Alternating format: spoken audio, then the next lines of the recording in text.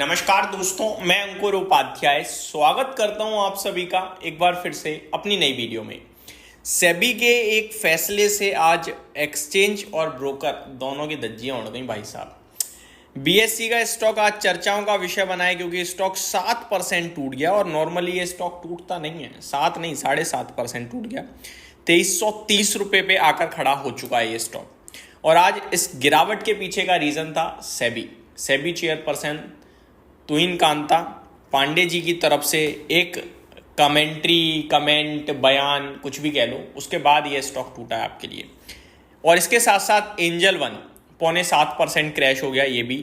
अब एक्चुअली में हुआ क्या है दोस्तों, दो बड़ी खबरें हैं, एक मैं बता चुका हूं और एक मैं इस वीडियो में बताऊं। इस वीडियो में आप सभी के साथ दोनों चीजें शेयर करूंगा, लेकिन एक मैं मॉर्निंग में ही आपके साथ शेयर कर चुका हूं।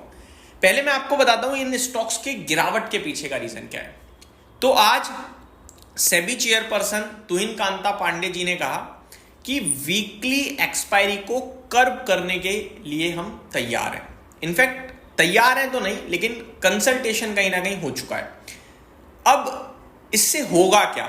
इससे होगा ये कि जो अभी वीकली एक्सपायरी होती है निफ्टी की या आप कह सकते हैं सेंसेक्स की, ये बंद हो सकती है और ये मंथली बेसिस पे हो सकती है। यानी कि जैसे पहले हुआ करता था ना कि केवल महीने की एक्सपायरी, वैसे अब इससे क्या होगा कि इन कंपनीज का ना बड़े लेवल पे रेवेन्यू जो है वो डेरिवेटिव मार्केट से आता है, स्पेशली ब्रोकर्स का और एक्सचेंजेस दोनों का ही। क्योंकि जब हम ट्रेडिंग करते हैं तो हम सौदा खरीदते हैं, सौदा बेचते हैं तुरंत, और एक्सपायरी डे वाले दिन तो कितने बड़े लेवल पे लोग सौदा खरीदते हैं और उसी दिन कट जाता है। तो जितना ज्यादा ट्रेड होगा उतना ज्यादा पैसा बनेगा ब्रोकर्स का और एक्सचेंजेस का। अब सेबी क्या कर रहा है? सेबी भैया ट्रेडिंग ही रोकने की कोशिश में है, तो इन कंपनीज को तो झटका लगेगा। अब हुआ क्या है वो मैं आपको बताऊं। तो सेबी का मानना है कि जो शेयर बाजार है भारत का वो निवेशकों के लिए है, रिटेल निवेशकों के लिए, और रिटेल इन्वेस्टर ट्रेडिंग में 90% लॉस खा रहा है। तो इसको हम कर्व करना चाहते हैं, कुछ कम करना चाहते हैं। एग्जैक्टली क्या है वो मैं बताना चाहूंगा आपको। Shares of capital market linked from BSE and Angel One came under pressure on Thursday, falling up to 8% after SEBI chairman Tuhin Kanta Pandey flagged the need to extend the tenure of equity derivative contracts, a move that could alter trading dynamics in one of the world's busiest derivative market. समझ रहे हो बात को? FICCI की annual capital market conference Mumbai में थी जहां पे उन्होंने ये सब कहा। अब सिंपल भाषा में मैं आपको बताना चाहूँगा, ये छोड़ देते हैं। जो अभी महीने में 4 एक्सपायरी होती हैं निफ्टी की, सेंसेक्स की, ये 4 की जगह 1 हो जाएं तो कितने लेवल पे वॉल्यूम्स कम हो जाएंगे, आपको और मुझे दोनों को पता है। और जितने वॉल्यूम्स कम होंगे इन कंपनीज को घाटा होगा। अकॉर्डिंग टू डेटा जो बीएसई है उसका 50% रेवेन्यू डेरिवेटिव मार्केट से आता है।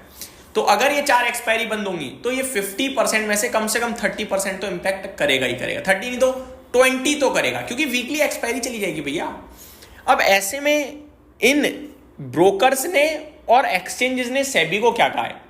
ये कह रहे हैं कि पहले तो ये करना नहीं चाहिए, और अगर फिर भी आप सोच रहे हो करना चाहिए तो मंथली नहीं, ऑल्टरनेट वीक सही रहेगा, और धीरे धीरे चीजें करेंगे तो ज्यादा अच्छा रहेगा। एक साथ करेंगे तो इंडस्ट्री में बड़ा झटका लग सकता है। ये चीजें हैं जिसकी वजह से आज एक्सचेंजेस और ब्रोकर दोनों टूटे हैं। अब सवाल ये उठता है कि निवेशक क्या करें? ऐसे तो बड़ी प्रॉब्लम में फंस जाएगा ये ब्रोकर और एक्सचेंज इंडस्ट्री। तो दोस्तों एक चीज बताना चाहूंगा, आज से 2-3 साल पहले भी केवल मंथली एक्सपायरी हुआ करती थी, ये कंपनियां खड़ी थी, पैसा बना रही थी। ज्यादा पैसा बनने लगा जब हर दिन ही एक्सपायरी आ गई, फिर थोड़ा कम पैसा बना जब आपका वीकली एक्सपायरी रह गई। अब सारी 5 के 5 दिन तो एक्सपायरी नहीं है ना, पर एक्सचेंज एक ही एक्सपायरी है। अभी थोड़े दिन पीछे जाओ, 4-5-6 महीने पीछे डेली एक्सपायरी होती थी, तब भी गिरे थे ये स्टॉक्स, लेकिन उसके बाद फिर बढ़ गए ना।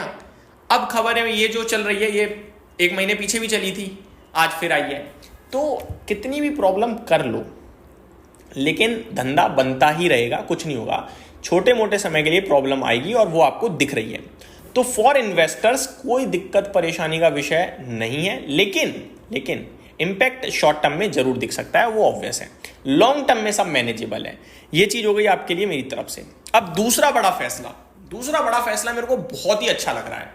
ये भी अच्छा है क्योंकि रिटेल ट्रेडर लॉस करता है, ट्रेडिंग जितनी कम हो उतनी अच्छी बात है, बट वो ट्रेडर है वो फिर भी करेगा, वो मंथली में करने लगेगा, क्या हुआ है ना, बस उसे एक्सपायरी नहीं मिलेगी और क्या है। अब मैं आपके साथ बात करता हूं दूसरा क्या फैसला है। दूसरा फैसला मेरे को दिल से बहुत अच्छा लगा, मैंने वीडियोस भी बनाई है इसके ऊपर, अनलिस्टेड शेयर्स। मेरे तो समझ में नहीं आता पहले कि आम निवेशक जो है, जो मेरी तरह आपकी तरह जो रिटेल निवेशक है, जिसको ना कंपनी से बात करने की हिम्मत, मौका ना, इनफैक्ट बहुत सारे लोगों को तो समझ में भी नहीं आते फाइनेंशियल्स को, पढ़ना भी नहीं आता, पढ़ भी नहीं पाते, बस क्या है कि शेयर के प्राइस को हवा में खबरों के दम पर खरीदते रहते हैं। ये अनलिस्टेड मार्केट में पता नहीं क्यों उतावले रहते हैं शेयर्स खरीदने के लिए कि अनलिस्टेड मार्केट में है, मैं थोड़ा सा मतलब स्टड टाइप लगूंगा, खरीद लूंगा तो 4 लोगों को भी बताएंगे। फिर होता है क्या, अनलिस्टेड मार्केट में जब शेयर लेते हो आप तो वहां प्राइस डिस्कवरी नहीं पता चल रही है भाई साहब कि किस प्राइस पे किस पे नहीं है। रिसेंट एग्जांपल ले लो, HDB फाइनेंशियल अनलिस्टेड मार्केट में 1100 रुपए पे था, आज की डेट में शेयर बाजार में 800 रुपए घूम रहा है और 750 रुपए का तो इशू प्राइस आया। तो अनलिस्टेड मार्केट एक क्या है, एक फोमो क्रिएट कर रहा है, एक मतलब अपने इंटरेस्ट क्रिएट करता है और कुछ नहीं। बाजार में 7-8 हजार कंपनियां, उनमें समझ में नहीं आ रहा आपको शेयर, अनलिस्टेड मार्केट में खरीदना था।